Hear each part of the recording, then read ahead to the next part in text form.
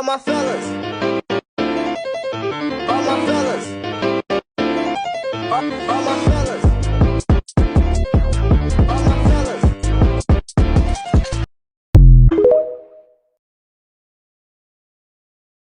Hello, Internet! Welcome to Game Theory, the place where we talk about Day Shift at Freddy's shitposts.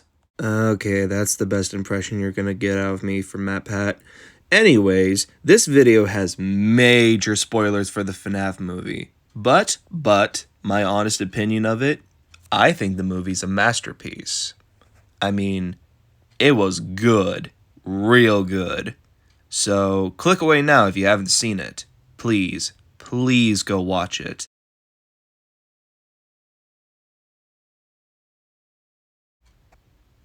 Still here? Alright then, let's get right into this. Alright, so I got like 2 theories wrapped up in one. Neither of them has to do with the other. So I'm just going to start off with the biggest one and then go to the other wild, outlandish one. Okay, so here's why I think the Cupcake is possessed by Golden Freddy. I know. You guys are probably already typing in your keyboards away, going like, What the hell do you mean, Jack? There's no way in hell the Cupcake is possessed by Golden Freddy. "Oh, sport, have you lost your marbles? There's no way in hell the Golden Freddy is possessing the Cupcake. Sportsy." Guys, settle down. Let me cook. I know what I'm talking about. Just let me cook. Anyways, I believe that Golden Freddy is possessing not only the Cupcake, but the whole building. The entire building. The lights, the locks on the doors, everything. And here is why I think this is a possible theory. Again, I'm not going to show clips from the movie itself because that's obvious. I don't want to like steal from the movie itself. So what I'm doing is that I'm banking off the idea that you guys saw the movie and you know what I'm talking about. So I'm going to be like very into detail about the scenes in the movie that back up my claims. So most of you have noticed that the Golden Freddy animatronic only has one appearance, and that's outside of the Freddy's building. Not in the building, outside the Freddy's building, in front of Mike and Abby's house, to kill Aunt Jane. And the taxi scene with Corey X. Kenshin, but I digress. The reason why the animatronic doesn't appear, but the Ghost Kid does, and he is the main vocal talker in Mike's dreams, is because Golden Freddy is not really there and is an aberration. I mean, that has always been a reoccurring thing in FNAF lore. Golden Freddy is usually just like a ghostly bear that disappears the moment you blink. He's always been like that. And the kid possessing Golden Freddy is like a classic ghost compared to the others. Fucking with the lights, the locks on the doors, the camera systems. I mean, when Abby enters the building on the 5th night, again, it's a detail I've noticed that the movie takes place over the span of 5 nights. Nice catch. But when Abby turns around to see Golden Freddy is no longer there, he's not gone. He followed her in the building. Oh, he is the building. He is the building. Because when Abby walks in, everything turns on. The lights, everything becomes colorful because Golden Freddy is the building. He is possessing the building. And he is making this place all bright and colorful to try and convince Abby to join the others, to join them. Become an animatronic just like them. Because that's what they want. They want Abby to be just like them. The kid possessing Golden Freddy uses the bear apparition to leave the building to go to other places. Now you may be wondering, what does any of this have to do with the bloodthirsty Cupcake that goes around murdering night guards that maybe look like his killer? But you see, that's what I've noticed. Have you noticed how the Cupcake is so brutal, bloodthirsty, and constantly trying to kill? Again, you may think he's just like some sort of pit bull, but how the hell does a cupcake manage to mangle someone's face like that? It has no saw blades underneath the teeth. It just has like two roundish, flat teeth in front of it. There's no way it could deal that massive amount of damage, but the Ghost Kid possessing Golden Freddy. I think that the Cupcake is possessed by the Golden Freddy animatronic. Well, the Golden Freddy kid. And that is why it is the most paranormal out of all the other animatronics, because that little cupcake thing flies across the room. It can move at intense speeds, which is downright impossible. It can like move on its own even when it's on its side. The lights flicker off and then flicker back on and it's standing again. Like, it's paranormal. It's the most ghostly and bloodthirsty out of all the animatronics. It has to be Golden Freddy. And the biggest key detail I've noticed is that the one that delivers the killing blow on Afton is the Cupcake. Not Foxy, not Freddy, hell, not even Bonnie. It's the Cupcake. And you know who has the biggest vendetta against Afton?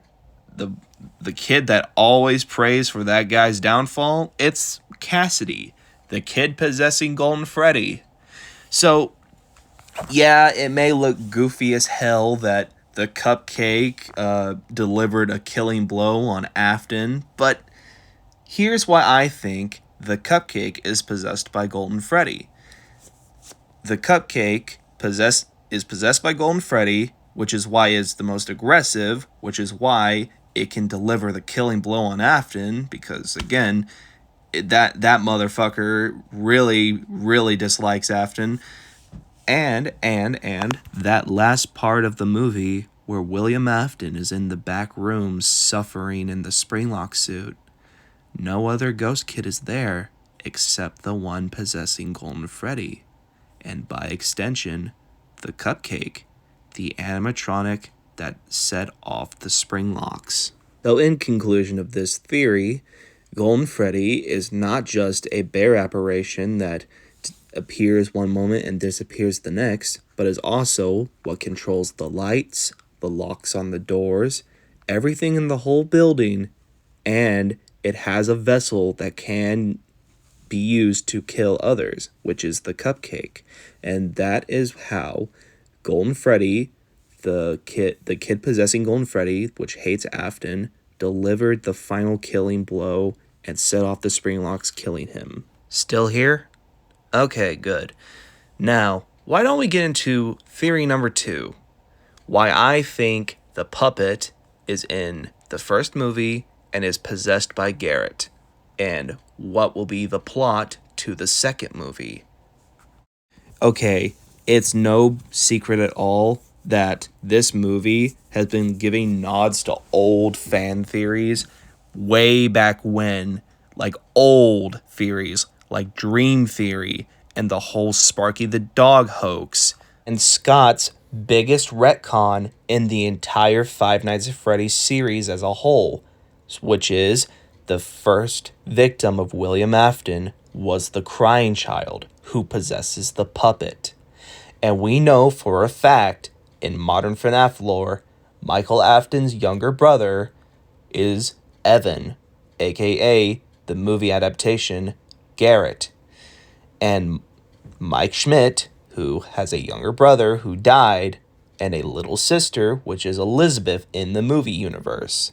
So Evan is Garrett, and Garrett possesses the puppet, which is the biggest retcon in the entire FNAF series. Scott is undoing the retcon for this movie.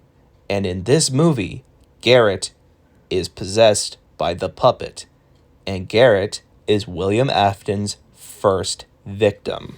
At the very end of the credits, past that amazing reveal that Five Nights at Freddy's by the Living Tombstone played, it plays My Grandfather Clock, which is synonymous with the puppet. And it plays Fnaf 2's text-to-speech, spelling out "Come find me." Come find who? Come find Garrett. It has to be come find Garrett. The puppet is possessed by Garrett. And it has to be because in FNAF 2, the game, in those secret mini-games, the text-to-speech plays "Save them," which is what the puppet wanted to do. Give gifts, give life. And if Garrett is the puppet, which is William Afton's first victim, he was the one who gave gifts to those 5 missing kids and gave them life. And that is how those missing kids know about Garrett. They know that the puppet is Garrett. They're the ones who was given life by Garrett. Which is why this is how I think the plot of the second movie is going to go. Mike Schmidt is going to get visions from the puppet telling him to come find Garrett. The sequel will have 2 plot points which intertwine to make the plot of the second movie. The first plot point being Mike is haunted by the puppet and is told to uncover William Afton's first victim, Garrett. The second one will involve Vanessa in the hospital in a coma-like state, being haunted by the ghost of William Afton, showing her visions of FNAF 2, which is the toy animatronics, and she will be told to awaken and uncover Springtrap, which leads way to the last movie, the third movie, Five Nights at Freddy's 3. It would make sense that this is what they're going for, because in FNAF 2, it shows visions of Five Nights at Freddy's 1 through the point of view of Freddy, and when you look around during the nights, you could see the puppet, you could see Golden Freddy, which is shown that the puppet has been there this whole time. The puppet has always been in the FNAF 1 building. And even then, Scott himself said that he wanted to add the puppet in the first game. Not just the puppet, but also Balloon Boy. Balloon Boy was also a scrapped character in FNAF 1. Wow, at this point, Jim Henson is going to become the brand new Afton Robotics, because at this point, we're going to have all sorts of FNAF characters all around the entire company. Man, what a sight to see. Imagine seeing the Wizards, the toys, the classics, Springtrap, the puppet, and Balloon Boy, all in the same place. Also something to mention, what I really love about this movie is how it's going back to its roots in FNAF lore.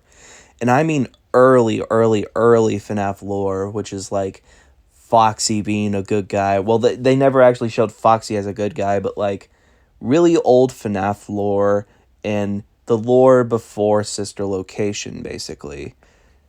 Pretty much they're going back to their roots, which I find to be really cool about the movie and how it's helping me make these theories. Like, for an example, the killer who killed those missing kids, back then it was theorized that Phone Guy was the killer and that he was the one who murdered those kids. And in the movie, how does Mike contact William Afton? Via phone. So William Afton is Phone Guy in the movie. It's really cool small details that you wouldn't notice until you've already seen it. And you wouldn't know unless you were part of 2014's FNAF fandom. Another thing I've noticed is that all the scenes with the puppet being hidden, Chica is there. It's always Chica is involved somehow in the picture where the puppet is hiding. And I've also noticed that the possessed cupcake by Golden Freddy, that's Chica's cupcake. So here's what I think. I think that's a detail that is way too hard to not notice, because even in Ultimate Custom Night, Chica said herself, "I was the first. I have seen everything." And that was what the one you should not have killed, Cassidy himself, said. So I think Chica, Golden Freddy, and the puppet are far more connected in the movie universe than you would normally think. And that's also a nod to old FNAF lore as well, because in FNAF 2, there was a theory that Toy Chica put her beak inside the mangle, and that when Chica was on the prowl, she would not have her beak, showing the rows of teeth, and Mangle had her beak somewhere inside her, trash pile mess. At this point, I'm just spitting out theories everywhere, so I'm just gonna, say in conclusion, I think that Golden Freddy is possessing the cupcake, which is why the cupcake is so bloodthirsty, and why I think the puppet is possessed by Garrett, which is William Afton's first victim, the crying child, which undoes Scott Cawthon's very big retcon in the FNAF lore. So, thank you for watching my video, and if you liked it, make sure to share, comment, subscribe. Bye-bye! But hey, that's just a theory. A game theory! Thanks for watching. God, that was awful. That was so fucking awful. I can't believe they put him in the fucking movie and named him Ness.